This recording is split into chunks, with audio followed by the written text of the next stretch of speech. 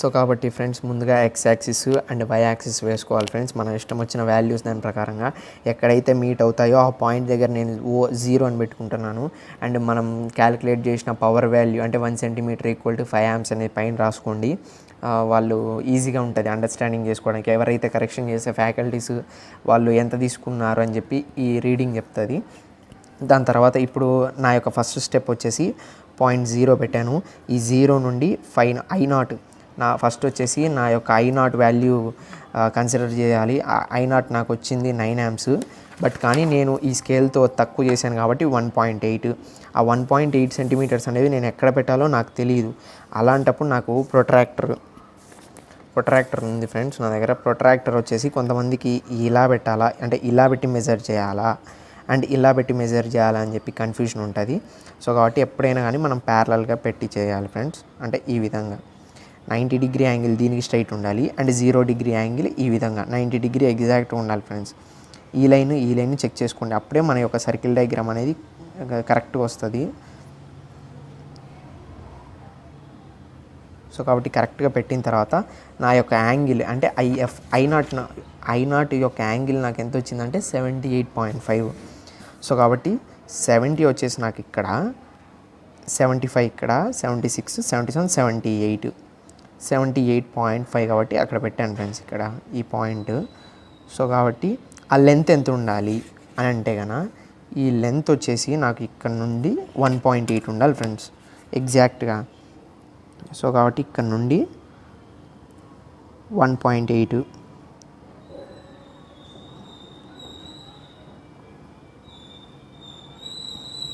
Check చేసుకోండి friends. కావాలంటే ఒకసారి మళ్ళీ చెక్ చేసుకోండి, ఏం పర్లేదు. ఇక్కడ నుంచి నా 1.8 ఇక్కడికేమో నా 1.5 1.6 1.7 1.8 కరెక్ట్గా ఉంది ఫ్రెండ్స్. సో కాబట్టి ఈ పాయింట్ని నేను ఏం చేస్తానంటే ఏ అనే పాయింట్గా ఇచ్చుకుంటాను. దీనికి ప్రొసీజర్ ప్రకారంగా ఒక లైన్ అంటే ప్యారలల్ టు ఎక్స్ యాక్సిస్ నేను గీసుకుంటున్నాను ఫ్రెండ్స్.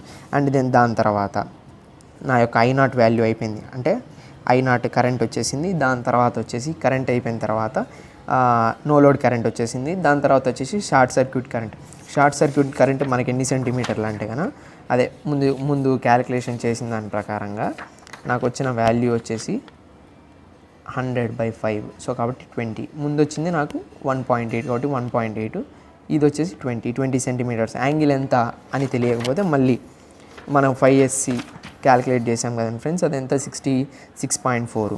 సేమ్ మళ్ళీ ప్రొట్రాక్టర్ పెట్టేసి అదే ప్లేస్లో సేమ్ అదే విధంగా ప్రొట్రాక్టర్ పెట్టేసి 90 degrees సేమ్ అదే విధంగా పెట్టేసి 60 ఇక్కడ 65 ఇక్కడ అండ్ 66.4 కాబట్టి ఇక్కడ వచ్చింది ఫ్రెండ్స్ నాకు. కాబట్టి ఈ పాయింట్ దగ్గర నేను డాట్ పెట్టుకొని ఇది లెంత్ ఎంత ఉండాలి అంటే 20 సెంటీమీటర్స్. మనకు వచ్చిన వాల్యూ 20 సెంటీమీటర్స్ కాబట్టి 20 degrees అంటే 20 సెంటీమీటర్స్ ఉండాలి. సో కాబట్టి నేను 20 సెంటీమీటర్స్ లెంత్ గీసాను. దీన్ని యాక్చువల్గా అయితే డాటెడ్ లైన్స్తో వేయాలి. డాటెడ్ లైన్స్తో వేస్తే మళ్ళీ కనపడుతుందో లేదో అని చెప్పి నేను ఒక లైన్ వేసాను ఫ్రెండ్స్. ఇక్కడ నుండి ఇక్కడికి కావాలంటే చెక్ చేసుకోండి. ఎగ్జాక్ట్గా 20 సెంటీమీటర్స్ ఎగ్జాక్ట్గా వాల్యూస్ వేస్తే మనకు ఎగ్జాక్ట్గా ఆన్సర్ వాల్యూస్ వస్తాయి ఫ్రెండ్స్. ఇక్కడ ఈ పాయింట్నే నేనేమనుకుంటున్నానంటే బి పాయింట్, నా యొక్క బి పాయింట్. ఇప్పుడు నేనేం చేయాలంటే ఏ లైన్ ఇక్కడ ఉన్నటువంటి నా యొక్క ఏ పాయింట్ అండ్ ఇక్కడ ఉన్నటువంటి నా యొక్క బి పాయింట్ని జాయిన్ చేస్తున్నాను ఫ్రెండ్స్. సో జాయిన్ చేశాను. ఈ పాయింటే నాకు ఇప్పుడు అవుట్పుట్ లైను. ఇది నా యొక్క అవుట్పుట్ లైను. సో ఇది friends A point and B point output line. దాని తర్వాత వచ్చేసి మనం ఇప్పుడు ఏం చేయాలంటే రౌండర్తో ఫర్ ఎగ్జాంపుల్ ఏబి లైన్ని క్యాలిక్యులేట్ చేయాలి. ఏ పాయింట్ ఇక్కడ అండ్ బి పాయింట్ ఇక్కడ కాబట్టేసి ఈ లైన్ని క్యాలిక్యులేట్ చేయాలి ఎంత ఉంది అనేసి. బి పాయింట్ ఇక్కడ అండ్ ఏ పాయింట్ ఇక్కడ ఉంది. సో కాబట్టి ఎంత ఉందంటే 18.4 ఉంది ఫ్రెండ్స్, కరెక్ట్గా 18.4. సో కాబట్టి దాంట్లో ఆఫ్ 18.4 డివైడెడ్ బై 2 ఎంత వచ్చిందంటే నాకు వచ్చేసి 18.4 డివైడెడ్ బై 2 ఈక్వల్ టు 9.2. అంటే నా యొక్క లెంత్ 9.2 కంటే పైన ఉండాలి.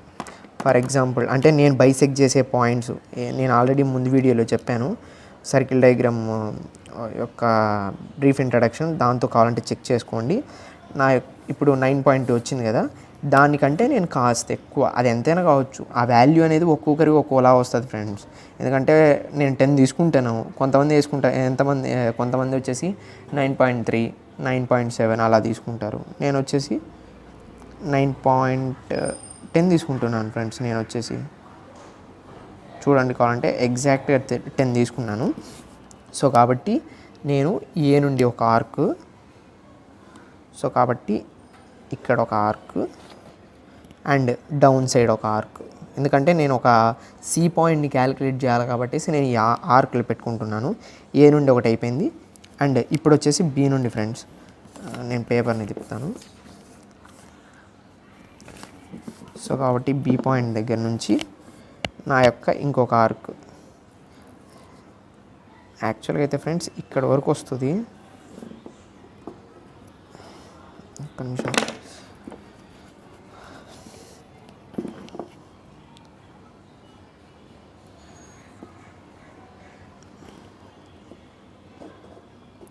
సో కాబట్టి ఫ్రెండ్స్ బాగా చూస్తే కానీ ఈ పాయింట్ దగ్గర 2 ఆర్క్స్ అనేవి కట్ అవుతుంది. అండ్ ఈ పాయింట్ దగ్గర అంటే ఈ పాయింట్ ఇంకా కట్ అవ్వలేదు. ఇప్పుడు చూద్దాం ఫ్రెండ్స్. బాగా చూస్తే కానీ ఇక్కడ కట్ అయింది ఫ్రెండ్స్ నా యొక్క లైన్. సో కాబట్టి ఈ పాయింట్ నేను దాన్ని పాయింట్ వైజ్ ఇంకా అర్థమయ్యే విధంగా చేస్తాను ఫ్రెండ్స్. నా యొక్క ఈ పాయింట్ 2 బైసెక్స్ అయ్యే పాయింట్ ఈ పాయింట్లు. సో కాబట్టి నేను ఈ పాయింట్కి కరెక్ట్గా ఎగ్జాక్ట్గా ఒక లైన్ గీసుకుంటున్నాను. బాగా చూస్తే కనుక ఈ లైన్ ఫ్రెండ్స్, ఈ లైన్ నాకు ఎక్కడైతే ఈ ఏ లైన్ని కట్ చేస్తుందో, నా యొక్క లైన్ అది వచ్చేసి నా యొక్క సి పాయింట్, అంటే ఇక్కడ కట్ చేస్తుంది నాకు ఎగ్జాక్ట్గా. సో కాబట్టి నా యొక్క పాయింట్ సి అది. సో కాబట్టి ఏ నుండి ఇక్కడికి ఎంత రేడియస్ ఉందో, అంటే నేను మళ్ళీ రౌండర్ పెట్టేసి చేయాలి ఫ్రెండ్స్, చెప్తాను మీకు అర్థమవుతుంది. సో కాబట్టి ఏ నుండి రౌండర్ పెట్టాలి.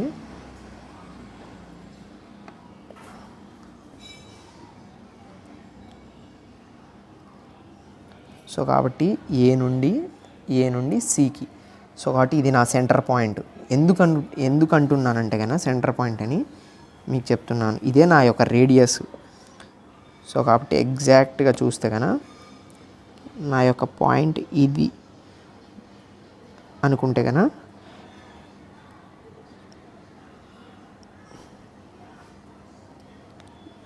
బాగా చూస్తే కన్నా ఒక డోమ్ షేప్ అనేది వేయాలి ఫ్రెండ్స్. డోమ్ షేప్ అనేది కరెక్ట్గా వేస్తే కనుక సర్కిల్ డయాగ్రాము ఆల్మోస్ట్ మనకు వచ్చేసినట్టే. ఇది మనకు వేసింది తప్ప రైటా అని తెలియాలంటే కనుక బాగా చూస్తే కనుక ఫ్రెండ్స్, ఇక్కడ ఏ నుండి సి వరకు మనం పెట్టిన రేడియస్ ఈ యొక్క బి పాయింట్ని కట్ చేస్తూ పోయిందంటే కనుక ఆల్మోస్ట్ ఆ సర్కిల్ డయాగ్రామ్ మనం వేసింది కరెక్ట్ అని. బాగా చూస్తే కనుక ఈ లైన్ ఇప్పుడు వచ్చేసి కట్ అయింది ఫ్రెండ్స్, వేసిన లైన్ కట్ అయింది. మనం ఏమి ఈ లెంత్ తీసుకోలేదు, జస్ట్ మనం తీసుకున్న లైన్ ఈ లెంత్. సో కాబట్టి నేను దాన్ని రేడియస్గా పెట్టుకొని ఒక సర్కిల్ వేసాను. అప్పుడు నాకు వచ్చేసి ఆ సర్కిల్ అనేది వచ్చింది నా యొక్క పాయింట్. సో కాబట్టి సేమ్ అదేవిధంగా నా యొక్క పాయింట్ ఎక్కడైతే కట్ చేసిందో ఏ లైన్ మీదనే ఎక్కడైతే ఇక్కడ నాకు స్టార్ట్ అయింది సర్కిల్ డయాగ్రామ్, నాకు ఎండ్ అయింది ఇక్కడ. సో కాబట్టి నా యొక్క ఈ పాయింట్ని నేను డి పాయింట్ అనుకుంటాను. A, B, C and D. So కాబట్టి దీని తర్వాత నా యొక్క డి పాయింట్ అయిపోయింది. దాని తర్వాత బి పాయింట్కి స్ట్రైట్గా ఒక లైన్ గీయండి ఫ్రెండ్స్, చెప్తాను. సో కాబట్టి ఈ లైన్ ఎంత ఉంది అని తెలియాలి. సో కాబట్టి జస్ట్ స్కేల్తో మెజర్ చేయండి ఫ్రెండ్స్, బాగా ఎంత ఉందో చెక్ చేద్దాం. ఫర్ ఎగ్జాంపుల్ ఇది వచ్చేసి 8.4 ఉంది ఫ్రెండ్స్. బాగా చెక్ చేస్తే కనుక ఇక్కడికి 8.4 ఉంది, 8.4, 8.3 అలా ఉంది, 8.3.5 అని ఉంది, అంటే 8.35 అలా ఉంది. సో కాబట్టి నేను 8.4 లాగా తీసుకుంటున్నాను దాన్ని. 8.4 టోటల్ ఉంది. ఈ పాయింట్ని నేను జీ పాయింట్ అంటాను. ఏదైతే నా ఎక్స్ యాక్సిస్ లైన్ ఉందో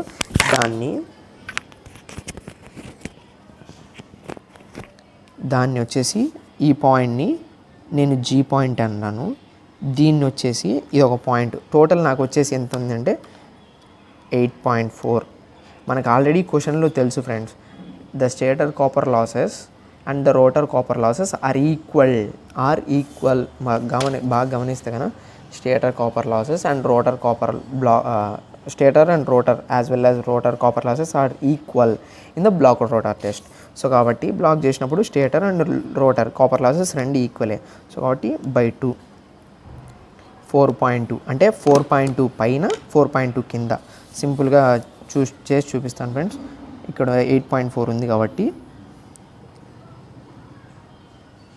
8.4 ఉంది కాబట్టి నాకు వచ్చేసి 4.2 అంటే ఇక్కడ వరకు ఫ్రెండ్స్, ఇక్కడి వరకు ఈ పాయింట్ వరకు. దీన్ని నేను ఏమనుకుంటాను అంటే ఈ అనుకుంటున్నాను. అండ్ ఈ పాయింట్ని ఏది ఏ లైన్ని బాగా చూస్తే కనుక ఏ లైన్కి ఈ పాయింట్ నేను ఎఫ్ అనుకుంటున్నాను. ఏ బి సి డి ఈ ఎఫ్ అండ్ జీ. సో కాబట్టి ఎఫ్ లైను ఇక్కడ పెట్టినాను. ఈ పాయింట్ నుండి రేడియస్ వరకు ఒక లైన్ వేసేయండి.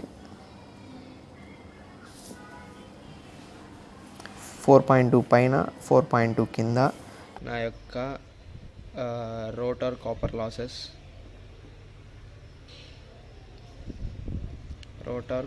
లాస్ అని అనుకుంటున్నాను ఫ్రెండ్స్. దాన్ని నేను సియు లాస్ అంటాను. అండ్ నెక్స్ట్ వచ్చేసి ఏ టెర్మినల్ బి నుండి ఈకి నా యొక్క రోటర్ కాపర్ లాసెస్, అండ్ ఈ నుండి ఎఫ్కి నా యొక్క స్టేటర్ కాపర్ లాస్. అండ్ దాని తర్వాత ఎఫ్ నుండి జీకి ఈ గ్యాప్ ఉంది చూసారా, ఈ గ్యాప్నే నేను ఏమనుకుంటున్నానంటే నా యొక్క ఫిక్స్డ్ లాసెస్ అని అనుకుంటున్నాను ఫ్రెండ్స్. సో ఇంతవరకు అయిపోయింది. అండ్ స్కేల్ తర్వాత అంటే ఒక పేపర్లో ఏమో సర్కిల్ డయాగ్రామ్ వేసాను, ఇంకొక పేపర్లో ఏమో నా యొక్క రీడింగ్స్ నేను నోట్ చేసుకుని క్యాలిక్యులేషన్ పార్ట్ ఇంకొక పేపర్లో చేస్తాను ఫ్రెండ్స్. దాని తర్వాత వచ్చేసి ఇప్పుడు ఐఎస్ఎన్ అయిపోయింది. ఐఎస్ఎన్ తర్వాత నా యొక్క ఎస్సి పవర్ అంటే షార్ట్ సర్క్యూట్ చేసినప్పుడు ఎంత పవర్ వచ్చేసింది అని క్యాలిక్యులేట్ చేయాలి. షార్ట్ సర్క్యూట్ చేసినప్పుడు నాకు ఒక ఫార్ములా తెలియాలి ఫ్రెండ్స్. ఆల్రెడీ నేను చూపించిన దాని ప్రకారంగా